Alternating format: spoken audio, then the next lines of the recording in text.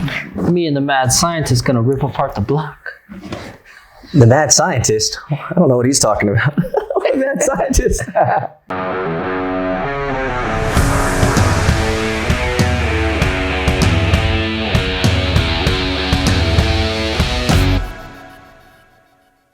What's up, guys? What's up, everybody? Welcome to Go-Kart Academy Tips. This is going to be a quick video on something that's really important. And for many of you guys out there who are going to be driving go-karts, you're probably going to end up with an axle bent one of these days. What do we got over here? So this was a nice trophy from Joseph the other day, one of the 893 Motorsports drivers. So we had an event that happened at a racing incident that happened over Atlanta Motorsports Park after turn 1, coming down the hill, moving into turn 2, and ended up slamming into the wall and bending this axle pretty good, guys. And so if you're gonna be driving hard, I'd say there's a pretty good chance some point in time you're gonna be bending one of these. And so we wanna talk you through some of the options that you have when it comes to replacing axles on your go-karts. So guys, we're gonna kind of go through, you guys might have seen write-ups where it says you have a hard, extra hard, medium, medium hard, medium soft, or soft axles. This is all gonna pertain to the hard, super hard. This guy, can't ever take him anywhere. Anyway, so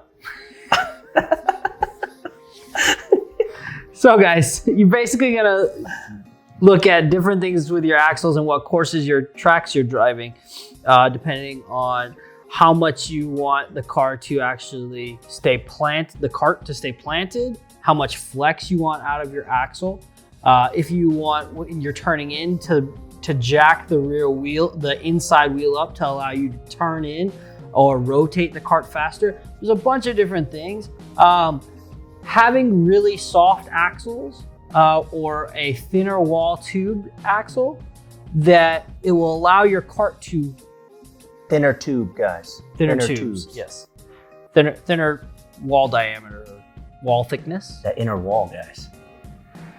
So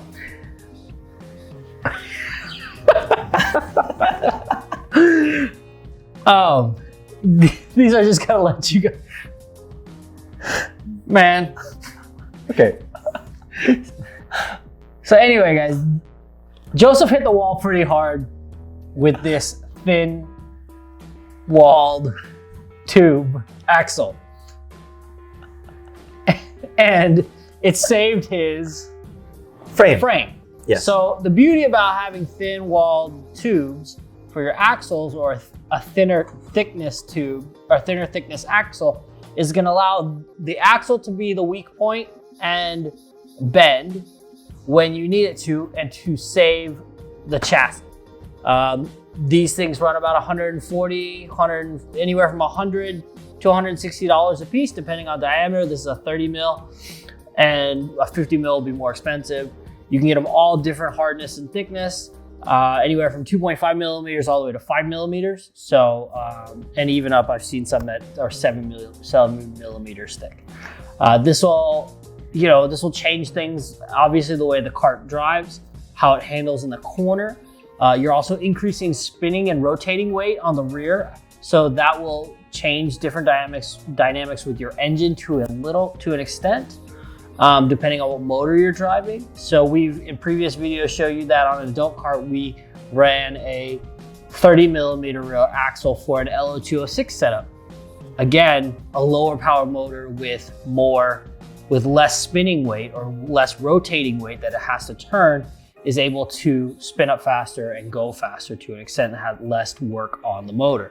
So keeping all those things in mind, you can always look at changing out axles for different tracks, different conditions. Absolutely. Like, and so some of you guys might be wondering, like, okay, so there's hard, extra hard, medium, and soft axles. What's the difference? The simplest way to look at it is that a lighter, thinner axle is going to give you more grip. It's going to allow the cart, as it's going around, it's going to allow the axle to flex. So think about a sway bar in the same way.